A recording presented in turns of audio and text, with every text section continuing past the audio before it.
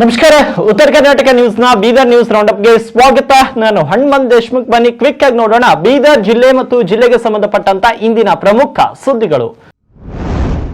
ಸಿಡಿಲು ಬಡಿತಕ್ಕೆ ತುತ್ತಾಗಿ ಗಂಭೀರವಾಗಿ ಗಾಯಗೊಂಡಿರುವ ಚಿಡಗುಪ್ಪ ತಾಲೂಕಿನ ಶಮತಾಬಾದ್ ಗ್ರಾಮದ ವಿದ್ಯಾರ್ಥಿ ಚಂದ್ರಕಾಂತ್ ಕಲ್ಲಪ್ಪ ಅವರ ಆರೋಗ್ಯವನ್ನ ಮಾಜಿ ಸಚಿವ ರಾಜಶೇಖರ್ ಪಾಟೀಲ್ ವಿಚಾರಿಸಿದರು. ಪ್ರಸ್ತುತ ಎಸ್ಎಸ್ಎಲ್ಸಿ ಪರೀಕ್ಷೆ ಬರೆಯಬೇಕಾಗಿದ್ದ ಈ ವಿದ್ಯಾರ್ಥಿ ಆಕಸ್ಮಿಕವಾಗಿ ಸಂಭವಿಸಿದ ಸಿಡಿಲು ಬಡಿತದಿಂದಾಗಿ ತೀವ್ರವಾಗಿ ಗಾಯಗೊಂಡು ಹುಮ್ನಾಬಾದ್ನ ಸಾರ್ವಜನಿಕ ಆಸ್ಪತ್ರೆಗೆ ದಾಖಲಾಗಿದ್ದಾನೆ. ವಿಷಯ ತಿಳಿಯುತ್ತಿದ್ದಂತೆ ಆಸ್ಪತ್ರೆಗೆ ಭೇಟಿ ನೀಡಿದ ರಾಜಶೇಖರ್ ಪಾಟೀಲ್ ಅವರು ವಿದ್ಯಾರ್ಥಿಯ ಚಿಕಿತ್ಸೆ ಬಗ್ಗೆ ವೈದ್ಯರಿಂದ ಮಾಹಿತಿಯನ್ನು ಪಡೆದರು. ಗಾಯಾಳು ಚಂದ್ರಕಾಂತ್ಗೆ ಅತ್ಯುತ್ತಮ ಹಾಗೂ ತುರ್ತು ಚಿಕಿತ್ಸೆ ನೀಡುವಂತೆ ವೈದ್ಯಾಧಿಕಾರಿಗಳಿಗೆ ಕಟ್ಟುನಿಟ್ಟಿನ ಸೂಚನೆ ನೀಡಿದರು. ಈ ಸಂದರ್ಭದಲ್ಲಿ ಡಾಕ್ಟರ್ ನಾಗನಾಥ್ ಹುಲಸೂರೆ ಸೇರಿದಂತೆ ಅನೇಕ ಮುಖಂಡರು ಉಪಸ್ಥಿತರಿದ್ದರು.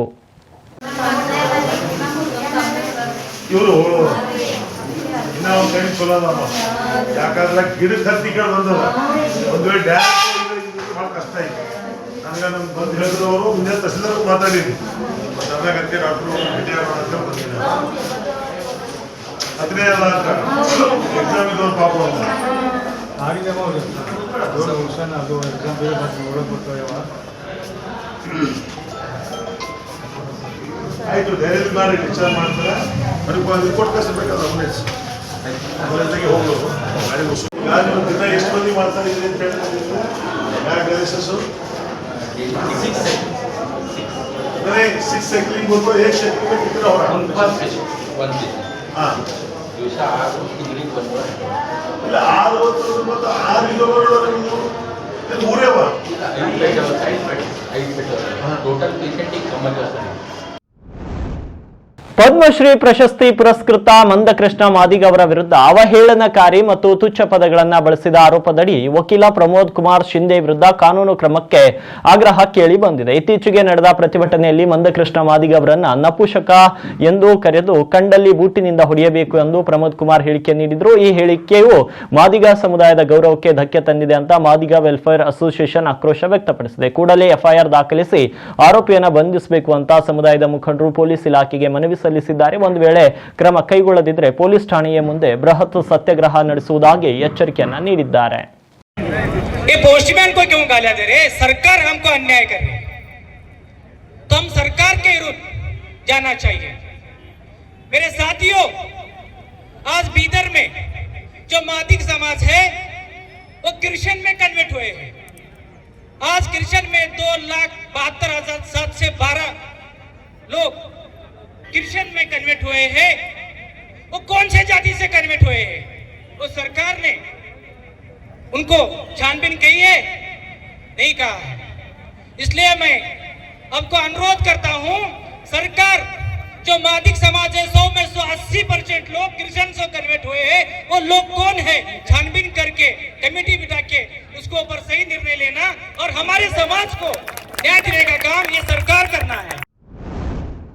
ಕಬ್ಬು ಸರಬರಾಜು ಮಾಡಿ 3 ತಿಂಗಳು ಕಳೆದರೂ ಸಕ್ಕರೆ ಕಾರ್ಖಾನೆಗಳು ರೈತರಿಗೆ ಹಣ ನೀಡುತ್ತಿಲ್ಲ. ರೈತ ಮುಖಂಡರು ಈ ಕುರಿತು ತೀವ್ರ ಆಕ್ರೋಶವನ್ನ ವ್ಯಕ್ತಪಡಿಸಿದ್ದಾರೆ. ಜಿಲ್ಲಾಡಳಿತ ನಿಗದಿಪಡಿಸಿದ ಪ್ರತಿ ಟನ್ ಕಬ್ಬಿಗೆ 2,900 ರೂಪಾಯಿಗಳನ್ನು ಕೂಡ ನೀಡುತ್ತಿಲ್ಲ ಹಾಗೂ ಡಿಸೆಂಬರ್ 15ರ ನಂತರ ಬಾಕಿ ಹಣವನ್ನು ಕೂಡ ಬಿಡುಗಡೆ ಮಾಡುತ್ತಿಲ್ಲ ಅಂತ ರೈತ ಸಂಘದ ಜಿಲ್ಲಾಧ್ಯಕ್ಷ ಮಲ್ಲಿಕಾರ್ಜುನ್ ಸ್ವಾಮಿ ದೂರಿದ್ದಾರೆ. ಕೆಲವು ಕಾರ್ಖಾನೆಗಳು ಸರ್ಕಾರದ ಆದೇಶಗಳನ್ನ ಗಾಳಿಗೆ ತೂರಿ ರೈತರ ಆರ್ಥಿಕ ಸಂಕಷ್ಟವನ್ನ ಹೆಚ್ಚಿಸುತ್ತಿವೆ. ವಾರದೊಳಗೆ 14% ಬಡ್ಡಿಯೊಂದಿಗೆ ಬಾಕಿ ಹಣ ಪಾವತಿಸದಿದ್ರೆ ಉಸ್ತುವಾರಿ ಸಚಿವರ ಕಚೇರಿ ಎದುರು ಬೃಹತ್ ಹೋರಾಟ ನಡೆಸುವುದಾಗಿ ಎಚ್ಚರಿಸಿದ್ದಾರೆ. ಇನ್ನು ಜಿಲ್ಲಾಡಳಿತ ಕೂಡಲೇ ಮಧ್ಯಪ್ರವೇಶಿಸಿ ರೈತರ ಹಿತರಕ್ಷಣೆ ಮಾಡಬೇಕು ಅಂತ ಅವರು ಒತ್ತಾಯಿಸಿದ್ದಾರೆ. ಬೀದರ್ ಜಿಲ್ಲೆಯ ಕಬ್ಬು ಬೆಳೆಗಾರರಿಗೆ ಸಿಹಿ ಜನರಿಗೆ ಕೊಡ್ತಾ ಇದ್ದರೂ ಸಹ ಅವರು ಇವತ್ತು ಕೈಯನ್ನು ಊಟ ಮಾಡುವಂಥ ಪರಿಸ್ಥಿತಿ ಬಂದಿದೆ. ಸರಿಸುಮಾರು ಬೀದರ್ ಜಿಲ್ಲೆಯಲ್ಲಿ 5 ಕಾರ್ಖಾನೆಗಳು ಕಣ್ಸರಿ ಹಿಡಿದ 5 ಕಾರ್ಖಾನೆಗಳಿವೆ. ಹಿಂದೆ ನಾವು ಡಿಸೆಂಬರ್ನಲ್ಲಿ ಕಬ್ಬಿನ ಬೆಲೆ ನಿಗದಿಗಾಗಿ ಅಹೋರಾತ್ರಿ ಹಗಲು ರಾತ್ರಿ ಧರಣಿ ಕುಳಿತಾಗ ಸರ್ಕಾರ, ಜಿಲ್ಲಾಡಳಿತ ಮತ್ತು ಉಸ್ತುವಾರಿ ಮಂತ್ರಿಗಳು ಮಧ್ಯಸ್ಥಿಕೆ ವಹಿಸಿ 2,950 ರೂಪಾಯಿ ನಿಗದಿ ಮಾಡಿದರು ಮತ್ತು ಕಾಲಕ್ಕೆ 15 ದಿನಕ್ಕೊಮ್ಮೆ ಪೇಮೆಂಟ್ ರೈತರದ್ದು ಮಾಡಬೇಕು ಅನ್ನುವಂಥ ಒತ್ತಾಯವನ್ನು ಮಾಡಿ ಅವತ್ತು ನಮ್ಮ ಹೋರಾಟವನ್ನು ಉಸ್ತುವಾರಿ ಸಚಿವರ ಮತ್ತು ಜಿಲ್ಲಾಧಿಕಾರಿಗಳ ಭರವಸೆ ಮೇರೆಗೆ ನಾವು ಹೋರಾಟ ಕೈಬಿಟ್ಟಿವಿ ಅವತ್ತು. ಆದರೆ ಇಲ್ಲಿವರೆಗೆ ಗೌರಿ ಸುಗರದವರು ಡಿಸೆಂಬರ್ 31ರವರೆಗೆ ಸರ್ಕಾರ ನಿಗದಿಪಡಿಸಿದಂತೆ 2,900 ಈಗ ರೈತರ ಖಾತೆಗೆ ಜಮಾ ಆಗಿದೆ. ಇನ್ನೂ 100 ದೀಪಾವಳಿ ಕೊಡ್ತೀನಿ ಅಂದಾರ. ಅಂದ್ರೆ ಸರ್ಕಾರ ಹೇಳಿದಕ್ಕಿಂತ 100 ರೂಪಾಯಿ ಗೌರಿ ಸುಗರ್ದವ್ರು ಕೊಡ್ತಾ ಇದ್ದಾರೆ. ಆದರೆ ಈಗ ನಾರಂಜ ಇರ್ಬೋದು, ಮಹಾತ್ಮ ಗಾಂಧಿ ಇರ್ಬೋದು, ಕಿಸಾನ್ ಶುಗರ್ ಇರ್ಬೋದು, ಅವರು ಬರೀ 2800 ಕೊಡ್ತಾ ಇದ್ದಾರೆ. ಸರ್ಕಾರ ನಿಗದಿಪಡಿಸಿದ ಹಣಕ್ಕೂ ಸಹ ಅವರು ಕೊಡಲಿಕ್ಕೆ ತಯಾರಿಲ್ಲ. ಮತ್ತು ಎಲ್ಲ ಬೇರೆ ಕಾರ್ಖಾನೆಗಳು ಡಿಸೆಂಬರ್ 15 ಒಳಗೆ ಇದ್ದಾರೆ. ಇವತ್ತು ಮಾರ್ಚ್ ಮಹಿನ ಮುಗಿಲಕ್ಕೆ ಬರ್ತದೆ, ಇನ್ನೊಂದು 10 ದಿವಸ ಆದರೆ ಇಲ್ಲಿವರೆಗೆ ಸರ್ಕಾರ ಯಾವುದೂ ಕ್ರಮ ಕೈಗೊಳ್ತಾ ಇಲ್ಲ. ಕಾರಣ ನಮ್ಮ ಸರ್ಕಾರದ ಅಧೀನದಲ್ಲಿ ಕಾರ್ಖಾನೆಗಳು ನಡೀತಾ ಇಲ್ಲ. ಕಾರ್ಖಾನೆಗಳ ಅಧೀನದಲ್ಲಿ ಸರ್ಕಾರ ಜಿಲ್ಲಾಡಳಿತ ನಡೀತಾ ಇದೆ ಅನ್ನುವಂಥ ಮಾತು ರೈತರಿಗೆ ಅನಿಸ್ತಾ ಇದೆ. ನಮ್ಮ ರೈತರ ಈ ಒಂದು ತಾಳ್ಮೆಯನ್ನು ಸರ್ಕಾರ ಮತ್ತು ಕಾರ್ಖಾನೆಗಳು ಪರೀಕ್ಷೆ ಮಾಡ್ತಾ ಇವೆ. ಇವತ್ತು ಸರ್ಕಾರದ ಒಂದು ಹೋರಾಟ ಕುಂತಾಗ 15 ದಿವಸಕ್ಕೊಮ್ಮೆ ಪೇಮೆಂಟ್ ಮಾಡಬೇಕು, ಇಲ್ಲ ಆದರೆ 14 ರೂಪಾಯಿ ಇಂಟ್ರೆಸ್ಟ್ ಹಾಕಿ ಕೊಡಬೇಕಂತ ಜಿಲ್ಲಾಡಳಿತ ಅವತ್ತು ಘೋಷಣೆ ಮಾಡಿದೆ. ಅದರಂತೆ ಈ ಕೂಡಲೇ ಒಂದು ವಾರ ಒಳಗಾಗಿ ಎಲ್ಲ ರೈತರಿಗೆ ಎಲ್ಲ ಪೇಮೆಂಟು ತಕ್ಷಣದಲ್ಲಿ 14% ಇಂಟ್ರೆಸ್ಟ್ ಸಹಿತ ಹಾಕಬೇಕು ಅಂತ ನಾನು ಈ ಮಾಧ್ಯಮದ ಮುಖಾಂತರ ಒತ್ತಾಯ ಮಾಡ್ತೀನಿ.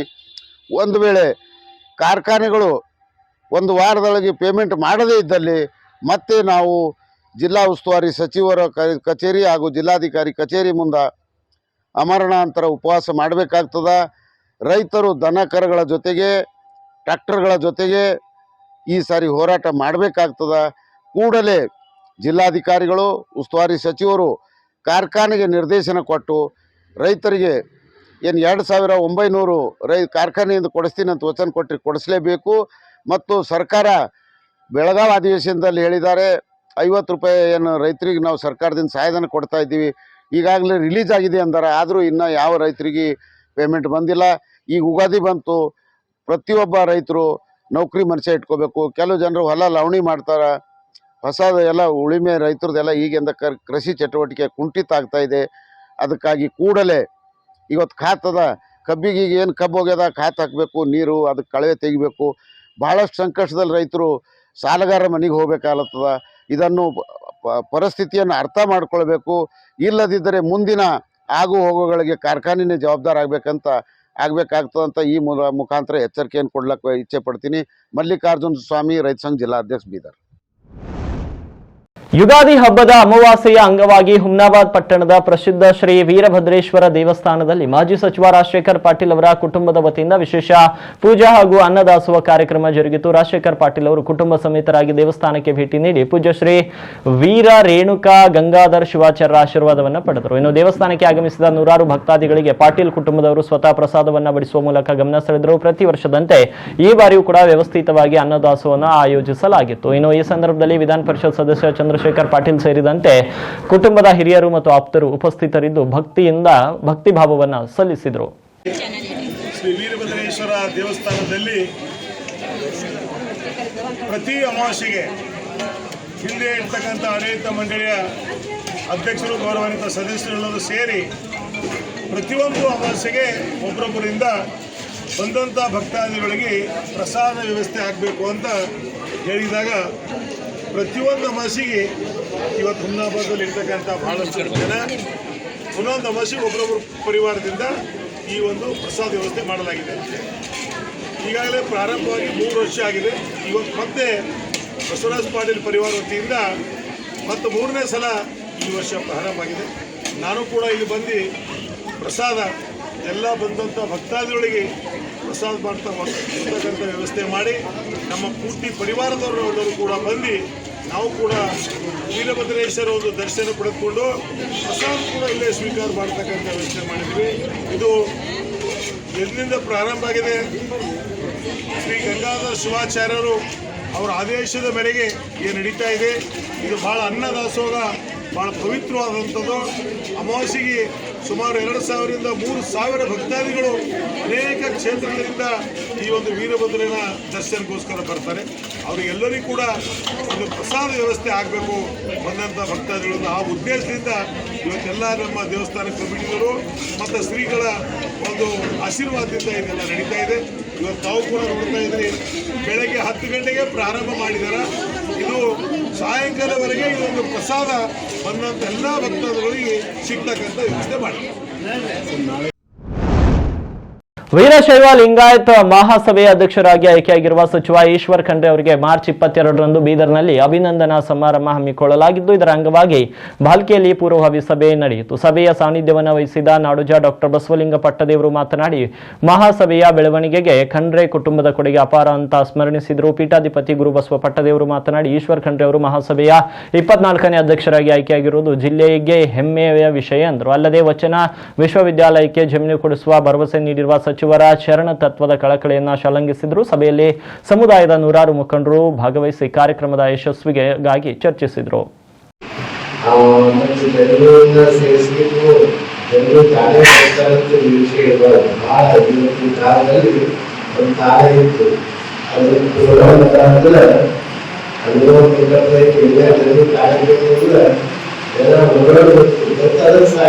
ಸರ್ಕಾರದ ಒಂದು ಪ್ರಾಧಿಕಾರ ಅದನ್ನೆಲ್ಲ ಹಾಕ್ಲಿಕ್ಕೆ ಅದು ಈಶ್ವರ ಖಂಡ್ರೆ ಅವರಿಗೆ ಸಿಗುತ್ತದೆ.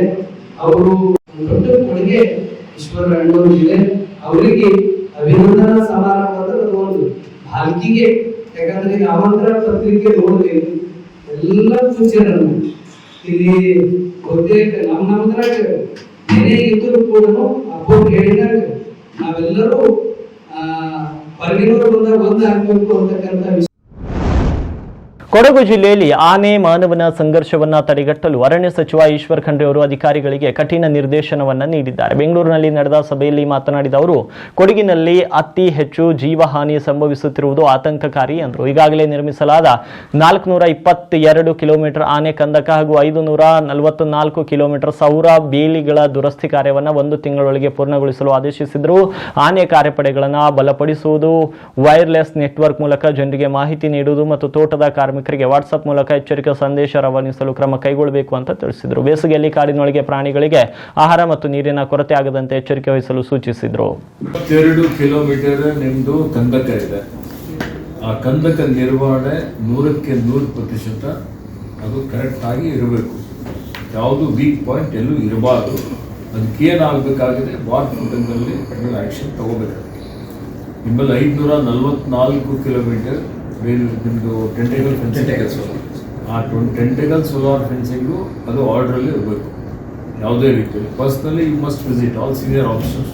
ನೀವು 422 ಕಿಲೋಮೀಟರ್ ಹೋಗಲಿಕ್ಕೆ, 544 ಕಿಲೋಮೀಟರ್ ಹೋಗಲಿಕ್ಕೆ 8 ದಿವಸದಲ್ಲಿ ಎಲ್ಲ ಕಡೆ ಒಂದು 10-20 ಕಿಲೋಮೀಟರ್ ಎಲ್ಲೆಲ್ಲಿದೆ ಎಲ್ಲ ಕಡೆ ನೋಡಿಬಿಟ್ರೆ ನಿಮಗೆಲ್ಲ ಮಾಹಿತಿ ಸಿಗುತ್ತೆ. 4 ಜೀಪ್ಗಳು ಖರೀದಿ ಮಾಡಲಿಕ್ಕೆ think that standing instructions orders 4 jeep immediately ನಾಳೆನೇ ಆರ್ಡರ್ ಮಾಡಿ ಫೌಂಡೇಶನಲ್ಲಿ ಖರ್ಚು ವೆಚ್ಚಗಳು ಹಾಕಿ ಮಾಡಿ ಔಟ್ರೀಚ್ ಪ್ರೋಗ್ರಾಮ್ಸ್ ತಗೊಳ್ಳಿ. ಔಟ್ರೀಚ್ ಪ್ರೋಗ್ರಾಮ್ಸ್ ಎಲ್ಲೆಲ್ಲಿ 100s ಇದೆ, ಫ್ರಿಂಜ್ ಆಫ್ ದ ಫಾರೆಸ್ಟಲ್ಲಿ ಅಫೆಕ್ಟೆಡ್ ಏರಿಯಾ ಇದೆ, ಅಲ್ಲಿ ಹೋಗಿ ಎಲ್ಲೆಲ್ಲಿ ಒಂದು ವೇಳೆ ಲೈಟಿಂಗ್ ವ್ಯವಸ್ಥೆ ಬೇಕಾ ಅಥವಾ ಶಾಲೆ ಅಂಗನವಾಡಿ ಸಮಥಿಂಗ್ ಟ್ರೈನಿಂಗ್ ಅಥವಾ ಮಹಿಳಾ ಸ್ವಸಹಾಯ ಸಂಘಗಳಿಗೆ ವಿಶ್ವಾಸದಲ್ಲಿ ತೆಗೆದುಕೊಂಡು ಮಾಡುವಂಥ. ಇರಾನ್ ಮತ್ತು ಇಸ್ರಾಯೇಲ್ ನಡುವಿನ ಯುದ್ಧದ ಪರಿಣಾಮವಾಗಿ ಗ್ಯಾಸ್ ಕೊರತೆ ಉಂಟಾಗಬಹುದು ಎಂಬ ಭೀತಿಯಿಂದ ಬೀದರ್ ಜಿಲ್ಲೆಯ ಜನರು ಗ್ಯಾಸ್ ಏಜೆನ್ಸಿಗಳ ಮುಂದೆ ಮುಗಿಬಿದ್ದಿದ್ದಾರೆ. ಯುಗಾದಿ ಮತ್ತು ರಂಜಾನ್ ಹಬ್ಬಗಳ ಸಮಯದಲ್ಲಿ ಗೃಹ ಬಳಕೆಯ ಗ್ಯಾಸ್ ಸಿಲಿಂಡರ್ಗಳ ಅಭಾವ ತಲೆದೂರಿದ್ದು ನೂರಾರು ಗ್ರಾಹಕರು ಸಿಲಿಂಡರ್ಗಾಗಿ ಕಾಯುತ್ತಿದ್ದಾರೆ. ಬೀದರ್ ಜಿಲ್ಲಾ ಕ್ರೀಡಾಂಗಣದ ಸಮೀಪವಿರುವಂತಹ HP ಗ್ಯಾಸ್ ಏಜೆನ್ಸಿ ಬಳಿ ಇಂದು ಹಠಾತ್ ಗೊಂದಲ ನಿರ್ಮಾಣವಾಯಿತು. ಸ್ಟಾಕ್ ವಿಲ್ಲ ಎಂದು ಏಜೆನ್ಸಿ ಸಿಬ್ಬಂದಿ ಹೇಳಿದಾಗ ಹಬ್ಬದ ಸಂಭ್ರಮದಲ್ಲಿರುವ ಗ್ರಾಹಕರು ಆಕ್ರೋಶಗೊಂಡು ಸಿಬ್ಬಂದಿಯೊಂದಿಗೆ ತೀವ್ರ ವಾಗ್ವಾದಕ್ಕೆ ಇಳಿದರು. ಇನ್ನು ಗ್ಯಾಸ್ ಪೂರೈಕೆಯಲ್ಲಿ ವ್ಯತ್ಯಯ ಉಂಟಾಗುತ್ತಿರುವುದರಿಂದ ಸಾರ್ವಜನಿಕರಲ್ಲಿ ಆತಂಕ ಮನೆ ಮಾಡಿದ್ದು ಕೂಡಲೇ ಪೂರೈಕೆ ಸರಿಪಡಿಸುವಂತೆ ಆಗ್ರಹಿಸಿದ್ದಾರೆ.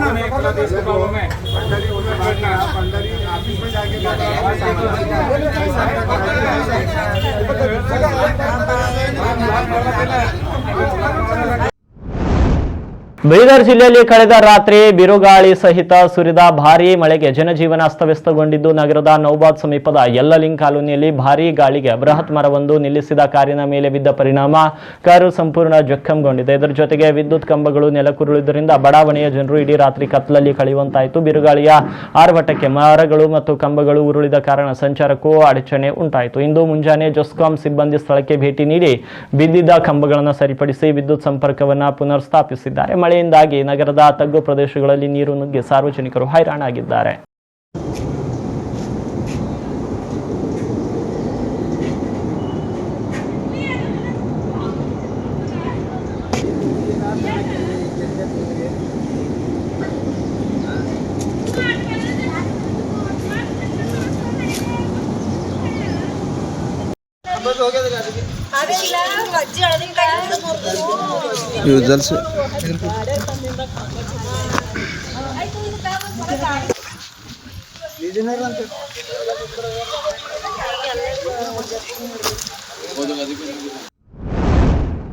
ಬೀದರ್ ಜಿಲ್ಲೆಯ ಹುಲಸೂರು ಪಟ್ಟಣದಲ್ಲಿ ಪಶು ವೈದ್ಯರ ನಿರ್ಲಕ್ಷ್ಯದಿಂದಾಗಿ ಹುಚ್ಚು ನಾಯಿ ಕಡಿತಕ್ಕೊಳಗಾಗಿದ್ದ ಎತ್ತು ಮೃತಪಟ್ಟಿದೆ ಎಂದು ರೈತ ಕಂಟೆಪ್ಪ ಆರೋಪಿಸಿದ್ದಾರೆ. ಫೆಬ್ರವರಿಯಲ್ಲಿ ಜಮೀನಿನ ಕೊಟ್ಟಿಗೆಯಲ್ಲಿದ್ದ ಎತ್ತಿಗೆ ಹುಚ್ಚು ನಾಯಿ ಕಡಿದಾಗ ಪಶು ಆಸ್ಪತ್ರೆಗೆ ಮಾಹಿತಿ ನೀಡಿದರೂ ಸಿಬ್ಬಂದಿ ಸಕಾಲಕ್ಕೆ ಸ್ಪಂದಿಸಲಿಲ್ಲ ಅಂತ ದೂರಿದ್ದಾರೆ. ವಿಳಂಬವಾಗಿ ಲಸಿಕೆ ನೀಡಿದ್ರಿಂದ ಎತ್ತಿನ ಆರೋಗ್ಯ ಹದಗೆಟ್ಟಿತ್ತು. ಅಂತಿಮವಾಗಿ ಎತ್ತು ಆಹಾರ ಸೇವನೆ ನಿಲ್ಲಿಸಿದಾಗ ಆಂಬ್ಯುಲೆನ್ಸ್ ಕರೆದರೂ ಕೂಡ 2 ಗಂಟೆ ತಡವಾಗಿ ಬಂದಿದೆ ಮತ್ತು ಅದರಲ್ಲಿ ಕೂಡ ವೈದ್ಯರಿರಲಿಲ್ಲ ಅಂತ ರೈತ ಕಣ್ಣೀರು ಹಾಕಿದ್ದಾರೆ. ನಂತರ ಕಮಠಾಣ ಜಿಲ್ಲಾಸ್ಪತ್ರೆಗೆ ಕೊಂಡೊಯ್ದರೂ ಸರಿಯಾದ ಚಿಕಿತ್ಸೆ ಸಿಗದೆ ಎತ್ತು ಸಾವನ್ನಪ್ಪಿದೆ. ತಪ್ಪಿಸ್ತಾ ವೈದ್ಯರ ಮೇಲೆ ಕ್ರಮ ಕೈಗೊಳ್ಳುವಂತೆ ರೈತ ಆಗ್ರಹಿಸಿದ್ದಾರೆ.